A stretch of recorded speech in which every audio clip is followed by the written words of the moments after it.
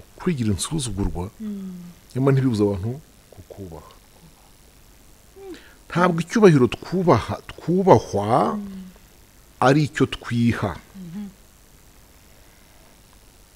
iyo umuntu yiha icyubahiro bavuga ko afite complexe d'infériorité. urakoze naho nsoreje. umutambyi mukuru wese uretse kuhafunga, umutambyi mukuru wese iyo atoranijwe mu bantu aba ashyiriweho gukora ibyerekeye Imana ku bw'abantu. amen. urumva ko ijya mbere atoranijwe mu bantu, none agiye gushyirwaho cyangwa ashyiriweho gukora ibyerekeye Imana ku bw'abantu. ntabwo ari ibyerekeye abantu ku bw'Imana, ni ibyerekeye Imana ku bw'abantu. ubwo icyo bisobanuye birasobanuye ngo advantages, favors, byose ni iby'abaki, ni iby'abantu. sashimwe cyane inshuti zacu, inshuti za Muhumuriza GB Ministries, twongeye kubasuhuza tubifuriza amahoro y'Imana aho muherereye hirya no hino. muri ibi bihe rero turi mu bihe byiza cyane.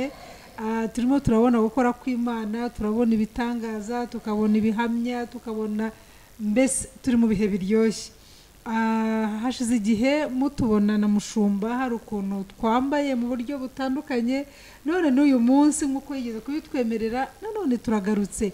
rero turabasuhuje tuvuga ngo amahoro y'Imana kuri mwe aho muherereye hirya no hino ku isi. ni ukuri Imana yacu ikomeze bakunde, ikomeze kubatetesha, ariko namwe muyemerere. erega umuntu atetesha uwamwemereye, rero nimumwemerera azabatetesha pe. uyu munsi rero tunejejwe n'Imana cyane ko Mushumba yongeye akatwemerera. iteka tumubwira ngira ngo hari abantu batamudutwaye tugahita tumubona, none nabwo tubishimiye Imana. none murabona ko yaje yambaye mu bundi buryo. hari impamvu, hari icyo Imana yakoze. hari ubuhamya, hari igihamya, hari n'abahamya. ni ukuri byose turabishimira Imana yuko abifite muri we.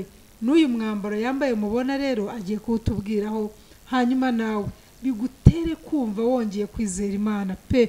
niba hari aho wateneburitse, niba hari ibyo wumva warambiwe ugiye kubivamo, ndagira ngo umbwire ngo wicogore. inzira yanyuzemo kugira ngo agere kuri iyi myambaro yose ni inzira ndende, ariko iyo tuganira gutya tumubaza bikeya, ariko nibura bigukomeze uhita uvuga uti nanjye Imana yakoze bya bindi bya Mushumba nanjye yabinkorera. reka dusenge Imana hanyuma tumwakire. data mwiza, twongeye kuguha icyubahiro. turagushimiye ko uri umwami mwiza, tugushimiye ko uri umubyeyi mwiza, tugushimiye mwami kuri byose kuri twe. utubeshejeho, turimo kubona ubuhamya bwinshi bw'abo wagiriye neza data, bikaba igihamya ku bandi, ndetse mwami n'ababihamya bahagaze bagahamya bati koko byarabaye, nabo barahari turababona. izina ryawe rihabwa icyubahiro kubw'imirimo ikomeye urimo kugenda ukora data, usohoza amasezerano yabo wasezeranije, kandi nabo bagahamya ibyo wavuganye nabo. data turasenza abadukurikira, reka bongere bagire ibyiringiro, bagire kwizera, bongere bahaguruke, kandi uhabwe mwami icyubahiro ko wagiriye neza Mushumba akaba ageze kuri uru rwego. hari ibyo wamubwiye kera gitangira umurimo wawe ukimuhamagara akumva atazi inzira bizanyuramo, ariko uyu munsi twifatanije nawe gushima izina ryawe, tuvuga ngo wakoze imirimo ikomeye, natwe turanezerewe. urakoze rero, vugane natwe data umucishijemo. ni mu izina rya Yesu dusenga twiringiye kubyumvise. amen. uyu munsi rero reka twongere twakire Mushumba, tumuhe umwanya uhagije kugira ngo atubwire gukomera kw'Imana. Mushumba turakwakiriye. murakoze, turabashimiye. amen. Imana ibahe umugisha. amen. ducishijwe bugufi imbere y'Imana n'imbere y'abatwumva, ducishijwe bugufi kugira ngo tuvuge imirimo y'Imana itangaje Imana ikora. amen. kandi nigishwe ko guca bugufi bituma umuntu aruta gushyirwa hejuru. iryo jambo Imana yaribwiye Dawidi, na Dawidi aribwira umugore we Mikali. ubwo Mikali yaramubwiye ngo uyu munsi wari wakabije, umunsi wakabije.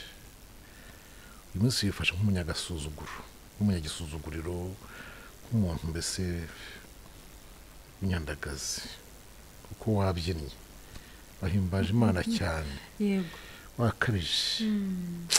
kabije rwose. n'icyubahiro nkawe koko ujya imbere y'abaja ubyine kugeza ubwo wibeyura imbere y'abaja. dawidi aramubwira ngo haleluya, ibyo nabikoreye imbere y'Imana yego yakuye so ku ngoma ikanyimika. haleluya. ngo kandi ndetse ngambiriye kurushaho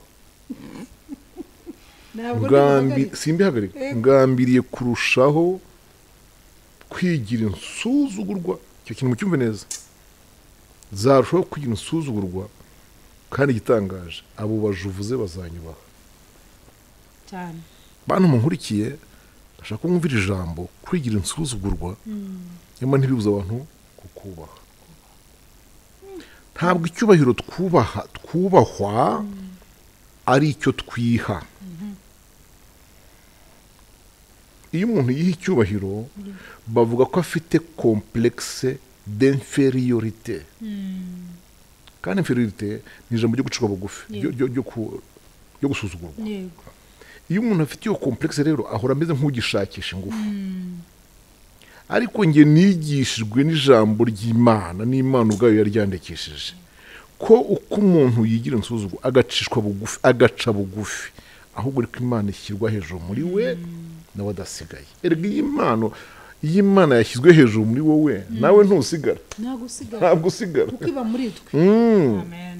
hari umunsi twaganiriye mbabwira ko iyi Imana ikubabaje ikakugerageza, uvanamo amashimwe n'ubuhamya, yigatwara icyubahiro, kandi murapasura. Yego. kabiri ni kuryama, nipasu nitwara ngo wowe kwihorera. Amen. Haleluya. nkomeje gucuka bugufi no kubabwira imirimo itangaje Imana yakoze. uranyakiriye, urakoze. umwami Yesu nkorera yajyaga amenya ibyo abantu bibwira mu mitima. Yego. yajyaga amenya ibyo abantu bibaza. reka mbabwire ibintu nibwira ko bamwe bibaza kuri jyewe. uze kumva niba atari byo. Yego. ndabizi ko abantu bibaza ngo ariko abantu bose bize bakabona za diplome nk'izi bose barahamya.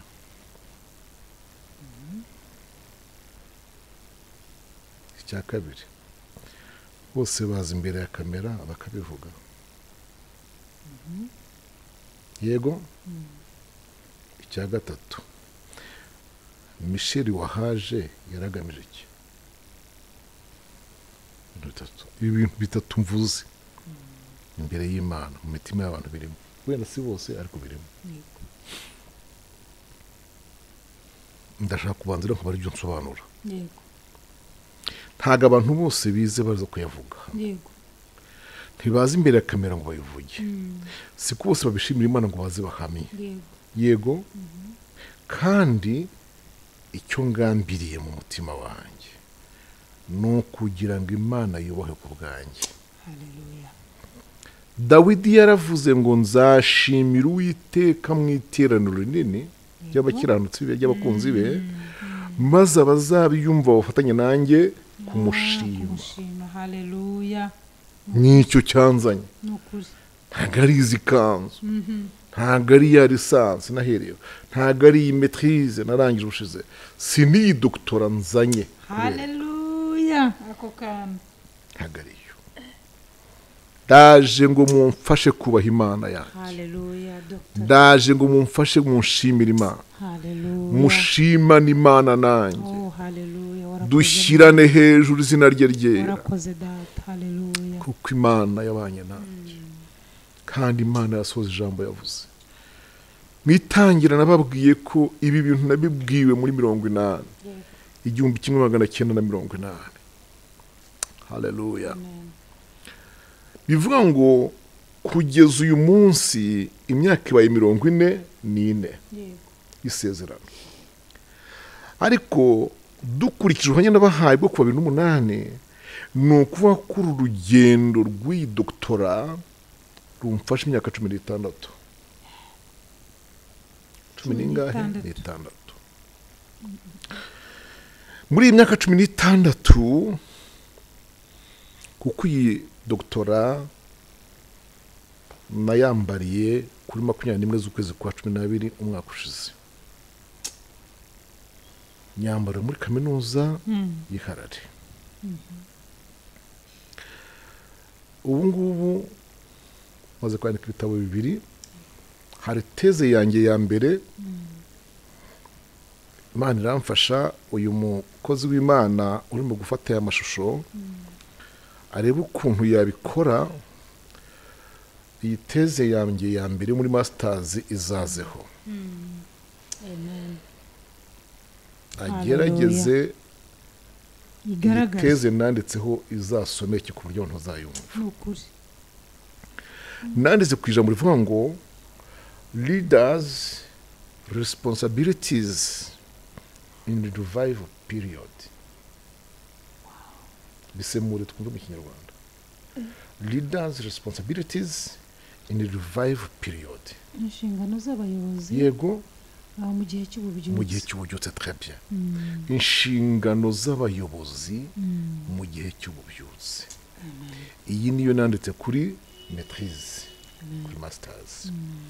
nayanditse kubera iki? nayanditse kubera ko nabwo ubushakashatsi nakoze, kuko igihe cy'ububyutse, revival period, iyo abashumba batabaye maso hatakara ibintu byinshi, hayoba benshi. icyo ni kimwe. inyigisho z'ubuyobe zirinjira, ingero zose zirimo hano. ni muri ububyutse bw'i Yerusalemu uko byagenze. sibwo se uwitwa Ananiyasi yaje n'umugore we bakaza bari gutanga icya 10, ariko bagamije kujya gute? kuyoba no kuyobya. umukonikoni witwa Simoni sibwo yajemo mu gice cya 8 cy'ibyakozwe n'intumwa, nibwo yaje muri iki gihe cy'ububyutse. muri ubwo bubyutse sinzi ukuntu yakinze ikiganza mu maso ya Filipo amubatiriza Samariya mu bandi banyagice. ariko byo nko kujandika ngo amwinuremo, azamuka ubwo yizira ku cyicaro cy'itorero i Yerusalemu, aje gusaba impano. urumva aravuga ngo nanjye nari gushaka impano umushumba Petero kugira ngo nanjye mu mubasha ninjye ngira gutyo gusa abantu bahite buzuzwa. umva ariko kandi ubwo ntari hano ubukonikoni bwe n'ubupfumu. urumva mu gihe cy'ububyutse umuyobozi akwiriye kuba maso cyane, akabera amaso ikintu cyitwa ububyutse. nizo ngaruka tunafite mu Rwanda. twagiye tugira ububyutse, abayobozi nabo babere maso. kanongere nsabe umunyamakuru wacu yongere yihangane, aza turebere teze nanditse kuri iyi PhD. dore ngiyi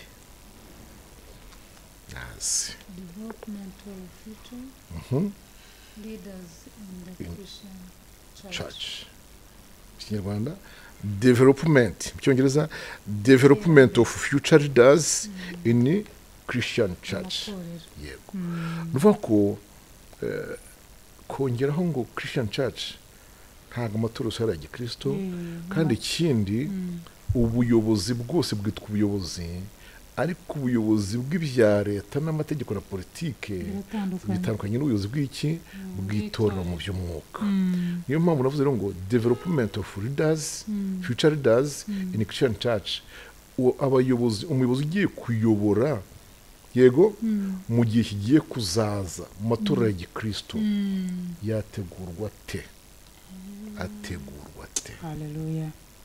kuko uyu munsi wa none duhanganye n'ingaruka mbi zikomeye z'ukuntu abayobozi mu matorero ya Kristo batateguwe, ntibarezwe, ntibateguwe, nta muntu wabatoje.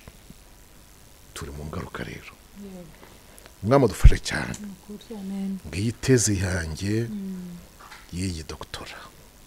ibi bintu byose nabizaniye iki? kugira ngo gusa ubuhamya bwanjye bugira ibihamya, kandi bugira abahamya. Haleluya. hari abadokiteri babanye nanjye ku ishuri, hari abankurikiranye, abari bahari bose muri defense yanjye muri graduation. siku bose nabavuga hano, ariko mu gitabo winjiyemo tubona, kuko igitabo cya PhD gifite amapaje 141 kandi kirimo ibintu by'umumaro byinshi. Amen. ngana ku musozo ndenda kubwira abadusize amatwi ngo mbabwire ko nta hantu kuri Imana itakura umuntu, nta n'ahantu kuri Imana itageza umuntu, nta hayinaniye kuhagukura, nta na kure hayigoye kubitaha kugeza. Haleluya. Imana ivugana nanjye muri uriya mwaka wa 80 impumuriza kwa kundi wa mugani w'izina ry'iyi ministry yacu, mvuka ahantu bita muri selule Nombe, niko hitwaga. Ubu ngubu Nombe yabaye umudugudu, akagari ni aka Kibara mu murenge wa Gikomero. Kera hoza ari secteur Gicaca mu karere ka muri komine Gikomero.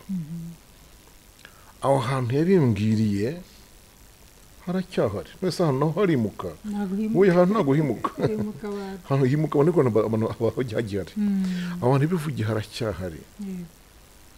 Ndashima Yesu ko ari Imana isohoza. Haleluya. Aho yabimbwiriye n'uwo nari w'icyo gihe, yego n'ibiro napimaga, buri muntu arahinduka cyane, arahinduka pe. Yego. Ya ipantaro nagiraga imwe, agapantaro k'agakoboyi niko twatwitaga, nambaye mbatizwa mu dusuplesi twanditseho DHL,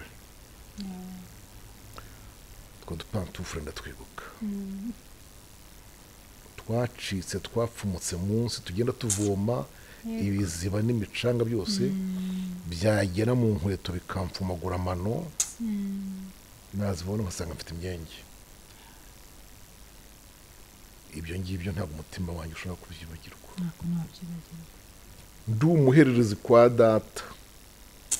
Iri jambo ryo kumuhereza kwa data sindivugiye ko risuzuguritse, ahubwo nshatse kuvuga ko muri Bibiliya mugiye kureba uwo mwasanga ijambo umuhererezi ririmo ahantu henshi, kandi umuherezi yagiraga akamyite umurage we w'umwihariko.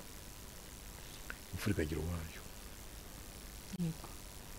Uburiza bwahabwaga umurage w'ubutware, umuhereza akazatwarwa, nyine agatwarwa akaba anda.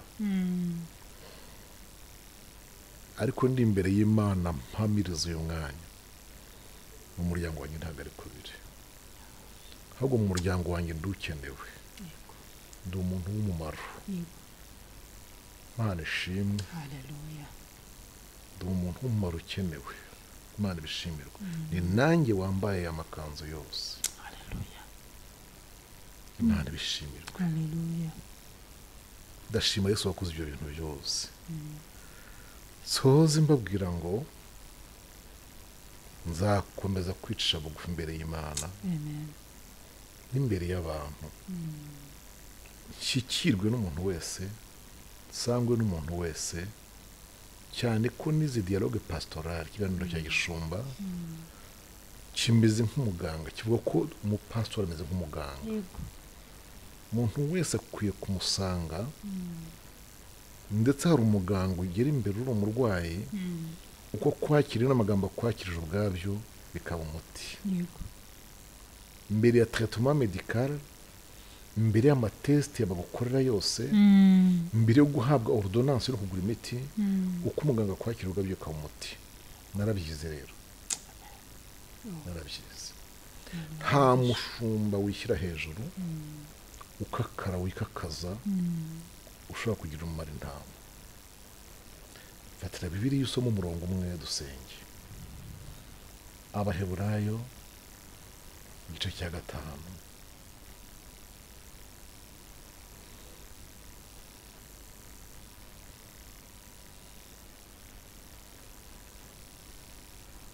Umurongo wa mbere twumve. Umutambyi mukuru wese iyo atoranijwe mu bantu hashyirirwaho gukora ibyerekeye Imana kubw'abantu, kugira ngo ature amaturo, atambe n'ibitambo by'ibyaha. Komeza 2. kandi abasha kwihanganira abatagira ubwenge n'abaki kandi n'abayobye kuko nawe agoswe n'intege nke yego gatatu uravuga ngo iki mbese ndetse nicyo gituma akwiriye no kwitambirira ibye byaha nk'uko abitambirira abandi yego nawe ntawiha ako kantu nawiha icyo cyubahiro ahubwo ahamagarwa n'Imana nk'uko Aroni yahamagawe. urakoze naho nsoreje. Umutambyi mukuru wese uretse kuhafunga, umutambyi mukuru wese iyo atoranijwe mu bantu aba ashyiriweho gukora ibyerekeye Imana ku bw'abantu. Amen. Hallelujah. urumva ko ijya mbere atoranijwe mu bantu, none agiye gushyirwaho cyangwa ashyiriweho gukora ibyerekeye Imana ku bw'abantu.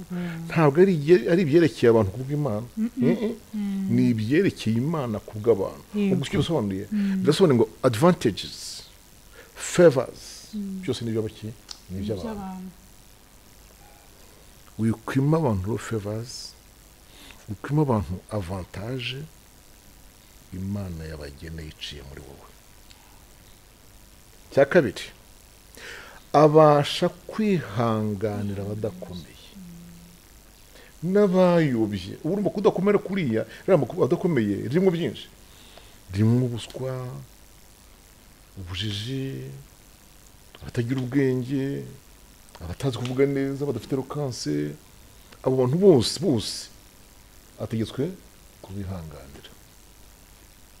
muri iyi minsi uzi ko dufite abantu batabihanganira,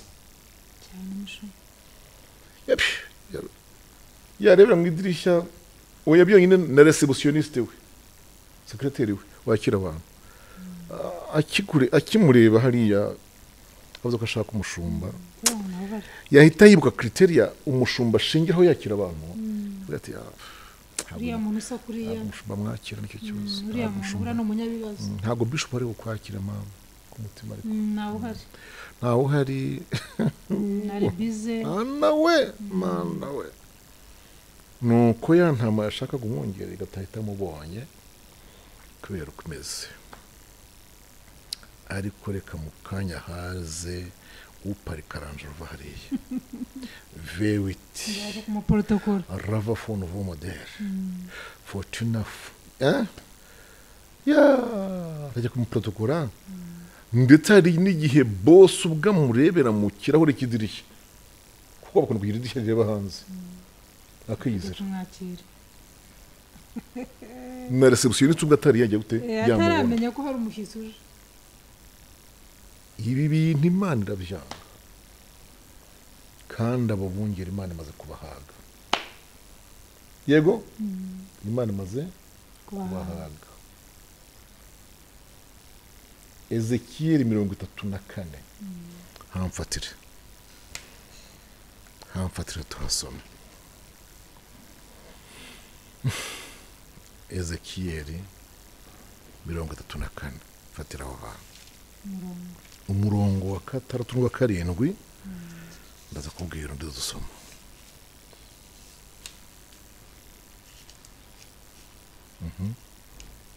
Inama zanjye zarorongotaniye mu misozi yose no mu mpinga y'umusozi, mu misozi miremire wose. ni ukuri inama zanjye zatatanijwe mu isi yose, kandi nta n'uwaruhije azishaka, habe no kuzibaririza kubaririza. nta nama mwamboneye, ko natakaje intama nkaba ntari buryame ntayibonye, ntayo mwabonye. intama zanjye zararongotanye ziratatana mu bibaya no mu misozi miremire hose, zatanje mu isi yose. ariko ikibazo ni uko nta warushije zishaka cyangwa zibaririza. bene uwo muntu uciriritse, bene uwo muntu woroheje, ntabwo umwungere we kenshi amubaririza ngo amuhungu kimwigeze ko nta cyacuma agira,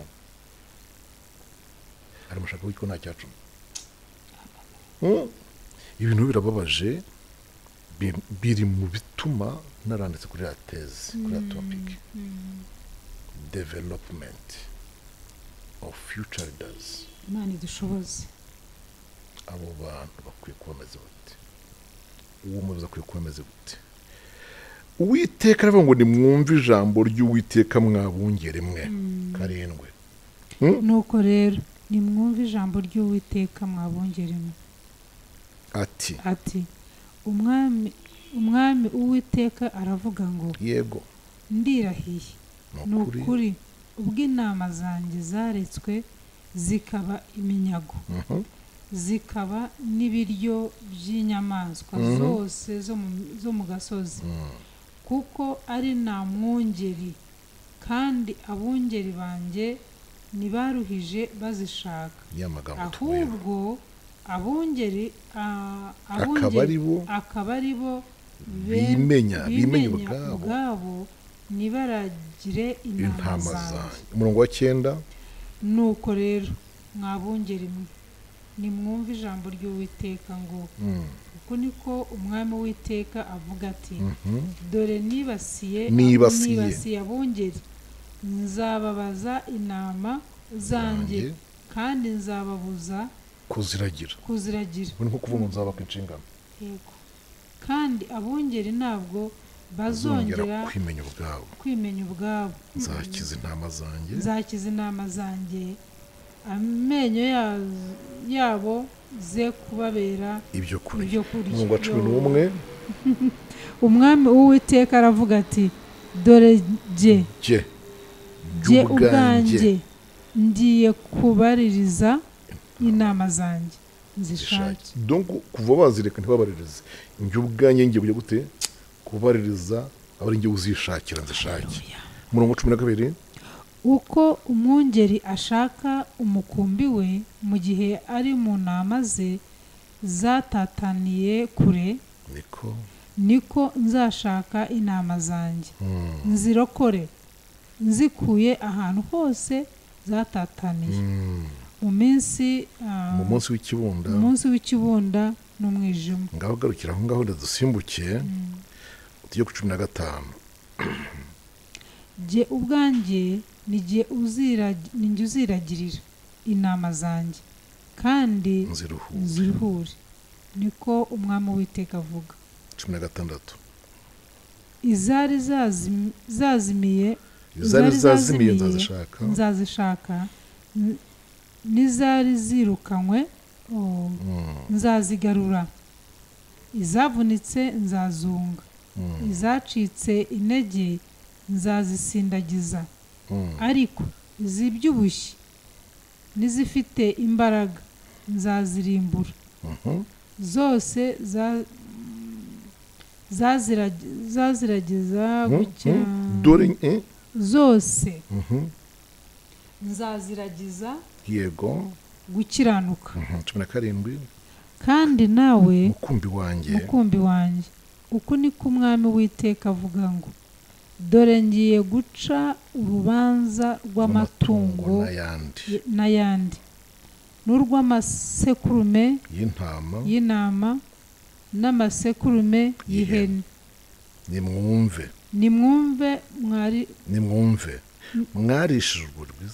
mwarishije urwuri rwiza mbese mwarabisuzuguye bituma muvungagura urusigaye. Mwashotse amazi y'urubogobogo mwarabisuzuguye bituma mwangiza ayo mushigaje mukayatoba maze intama zanjye zo zirya ibyo mwavungavunze zikanywa ayo mwatobye. Urakoze nushaka garukira aho ngaho ariko hari ahantu nshaka hepfo kuri 20 na 21. Aho nyine hepfo yaho 20. Nicyo gituma umwami w'Uwiteka abwira ati dore jye ababwira ati dore jye ubwanjye ngiye guca urubanza rw'intama zibyibushye n'izindi zonze konda kunanuka yego zonze kuko mwabyigishije izirwaye kubyiga zose urubavu Mhm. mukazisunikisha igitugu mukazitera amahembe yanyu kugeza ubwo mwazitatanirije kure nicyo gituma nicyo gituma ngiye kurokora umukumbi wanjye ntabwo zizaba iminyago kundi iminyago ukundi kandi nzaca urubanza rw'amatungo n'ayandi. urakoze tugarukira aho ngaho ndashaka gusoza mbereka ko bimwe mu byanteye kwandika kuri iyi teze ni ikibazo kiri hagati y'umwungeri n'umukumbi kubera ibintu bibiri ntarimo kumenya ni ikintu gitangaje kandi amagambo muyumve ni ikintu gitangaje kubona umuntu aragiye intama n'ihene byombi mu rwuri rumwe ntibirisha kimwe ntibikubagana kimwe noneho ikosa rya kabiri zimwe zarishije urwuri rwiza kubera ubukubaganye zivungavunga urwuri ziraruribata inyantege nke zinanirwa kurisha yego zanyoye amazi y'urubogobogo zirangije zijya gute zirayatoba inyantege nke zibayeho z'inkoko zisanze zatobye birasobanura ibyo ngibyo urwuri turusha muraruzi ni ijambo ry'Imana ubu ngubu dufite abantu banyukanyuka ijambo ry'Imana baribyinagiramo baryigisha uko babonye barisobanura uko babonye dore nk'ubu tuvugana hari ikintu kiri kuri YouTube kirimo kirukankaho kimaze kuvugwa n'abigisha babiri batandukanye amaze kubona umuntu akajya hariya imbere y'abantu akavuga ngo Imana ntikatugore tuvuna idusaba gukunda abanzi bacu ngo uko izi ko nayo itabishoboye ngo y'ubwayo yarivugiye ngo nkunda abankunda ni gute ihinduka ikatubwira ngo ukunda abanzi banyu iyo nyigisho urumva itabebya irebye cyane nimumbwire nk'uyu muntu w'umwigisha niba ari n'umushumba abakristo be barahava bajyanye iki barahava bajyanye ko kwanga uwo kwanga nta kibazo kirimo ariko dore icyo twagombye gukuramo yego ni revenge dore icyo twagombye gukuramo abakristo ntibajyana iyo nyigisho gutyo urugwango rurabatransmit rurakwirakwizwa umuntu niyangundira rurakwirakwizwa tujye mu mategeko y'igihugu kuki RIB bibuza umuntu kwihanira kuki polisi bibuza umuntu kujya gute kwihanira igasaba ngo bijyane mu mategeko bari bajya gute bakurenganura nuko irekuye abantu bakihanira iryinyo rigahorirwa irindi urushyi ku rundi ingume ku yindi inkoni ku yindi igihugu cy'abakavuyo abantu bakwicana gusa mwumva inyigishirize ntayisenye n'abankoze iki Imana imaze kunyambika ikanzu nk'ingiyi ya Dr. muri teoloji ibyo bintu nibikosoke abantu bamenye ko Bibiliya itavuguruzanya ahubwo iruzuzanya Yesu avuga ngo mukunda abanzi banyu yego mubasabire ndetse nibasonza mubagaburire yagira ngo urukundo rw'imakare noneho rudomine rurenge urwango ruryamire urwango n'ubugome nese uyu mwigisha utangiye kuvuga kugira ngo aragenda kujambo rivuga ngo nkunda bankunda namenye icyateye Imana kuvuga ngo nkunda bankunda Imana ivuga ngo nkunda bankunda yagira ngo yerekane ko mu bakiranutsi bayo uyikunda akayishakana umwete arayibona niryo jambo ryaje hepfo yawo ariko afasha ako kantu gato k'agace k'umurongo agahindura iturufe gukoresha ngo ayobye ni ibi rero mwumva byitwa kwigisha inyigisho ziyobya rero reka dusenge Imana dusabire iki kintu dusengere iki kintu ikibazo ni uko ikanzu yanjye nk'iyi hari n'abandi bayambaye iyo teoloji muri PhD muri doctora bambe muri teoloji hari abandi bayifite ariko bica ibi bintu kubera iki cya kibazo cyo gutegurwa cy'uwamuteguye cyangwa yateguriwe cyo kwinjira muri uyu murimo dusenge Imana nyiri umurimo utunganye imirongo yose dusomye iragaragaza ko Imana ubwayo ibereye maso umukumbi wayo Zaburi 135 zitatanzwe na bya bibazo byose yiteguye kuzigarura Imana ibaha umugisha Imana ibaha umugisha murakoze cyane numvaga nshaka kubaza akabazo kamwe hanyuma ndabizi kuri ubu gasubize wibuze yego hanyuma ubone kudusengera umugisha kuko iyo ni indwara iri ahantu hose pe yego iyo ndwara yo guhindura ibyanditswe umuntu agafata akarongo gato akagahinduza ibyanditswe akakavugiraho amagambo menshi cyane yego rero icyo nari ngiye kubaza mushumba tubonye abashumba benshi cyangwa se abakozi b'Imana akankoresha iryo zina muri rusange akajya kwiga akazana izo mpamyabumenyi bikomeye cyane na fete zikaba nyinshi akaba icyamamare ariko noneho hari aho twasomye yuko umushumba cyangwa se umutambyi ashyirwaho kugira ngo akora ibyerekeye Imana ku bw'abantu noneho ugasanga igihe kirageze arimo arakora noneho iby'abantu yego noneho ikibazo mfite mpora ngira impungenge zacyo umushumba iteka iyo mbonye umuntu ahagurutse abaye ikirangirire akomeye avuga ijambo ry'Imana abantu bakamubwira yego umushumba urimo neza ugasanga baramuzamuye cyane ageze igihe akananirwa ageze igihe akavuga iby'abantu navuga iby'Imana ageze igihe agatangira kwakira icyubahiro ukaba utakimubona hari aho twasomye hatubwiye yuko uwo mutambyi agomba kubona abantu bagomba kumubona ni umuntu wacu Imana yaduhaye kugira ngo adufashe afashe babanyegeya badashoboye batasobanukiwe bagishaka kwiga badufashe nk'uko urimo kudufasha noneho igihe kikazashyika umuntu akaba umunyacyubahiro cyane uburyo no kumubona biba bikomeye yego akagira protokoli zirenze none ukibaza uyu muntu aracyari umuntu w'Imana ku bwacu uyu muntu ibintu arimo gutanga nibye ku giti cye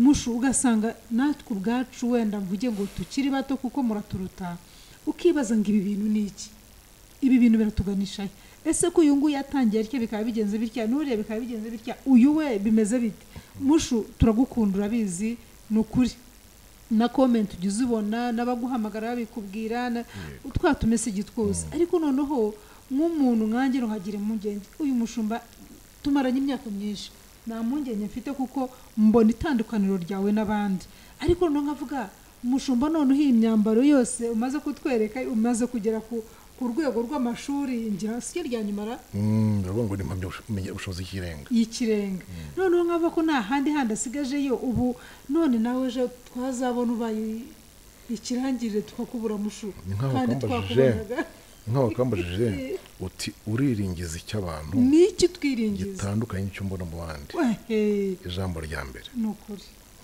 ijambo rya mbere kirazira kwiga ugatondagira muri ibi bintu byose ukambara amakanzu yose utarabanje guhamagarwa bivuga ngo umuhamagaro no gutoranywa n'Imana bibanziriza ibi bigomba kubanza umuntu wese ugiye kwiga ibi bishuri n'ibi bisomo byose n'ibi bikanzu akabyambara atarahamagawe ni nko gufata ingwe ukayidodeshereza ikanzu wayambika ikanzu y'umubikira wayambika ikanzu y'umufurere wayambika ikanzu y'umwungeri w'umushumba nk'uyu nguyu imbere n'inki imbere n'ingwe rero dukwiriye kumenya ngo mbere y'uko niga ibi nkabuyu muri gihe imbere ndinde uyu munsi abantu nabona nka dogiteri muri teoloji ariko mbere y'uko mbuho imbere muri gihe ndinde ndi uw'Imana yatoranije ndi uw'Imana yahamagaye ese ndakijijwe ubundi teoloji yose ije mbere y'ibyo byose bayita uburozi muri teoloji iba ari uburozi cya kabiri nibwo ko ari mu kiganiro ahari cyashize cyangwa se niba ari ikindi siniko neza aho navuze cyangwa navuze ngo nzakomeza kwicisha bugufi no kwiyoroshya numva nzamenya kwakira abantu b'Imana nzamenya koroha icyo bita mu gifaransa la douceur koroha kuba humble imbere y'abantu kugira ngo umuntu wese agira ati ambone yaba umpamagaye kuri telefone yaba unshaka imbona nkubone byumvikane ko kandi niko nsanzwe nkora ngira ngo murabizi ubuhamya murabufite abenshi barabufite icyo nigisha abatwumva uyu mwanya ni ukumenya timing ubundi stress abantu bose bagira muri iyi mirimo y'igishumba ni ugukora mu kavuyo mu cyumweru n'iminsi yacu ko ari 7 nakira abantu bangana ryari uracyumvise ubwo abangana mbakira ryari ni kuwuhe munsi mbakira mpera sanga hageze sangaye noneho uwo mwanya abubaha iyo time table yanjye iyo schedule iyo gahunda bose barambona ni uko umuntu yubaka iki integrite honnêteté fidélité na ponctualité utarakora utyo ntushobora kubaka ubunyangamugayo kubera iki uzagira ibiguhinduza gahunda nuhamagarwa n'ukomeye kuruta uwari wahaye randevu si yavuze mu kanya uhita umukuzaho mugani wawe ni ukumukuzaho uhita umukuzaho kubera iki uhamagawe n'ukubaho ndemera ko abo kubaho tugomba kujya gute kububaha ariko uwo muntu wo kubahwa nawe yemera kandi azi icyo bita gahunda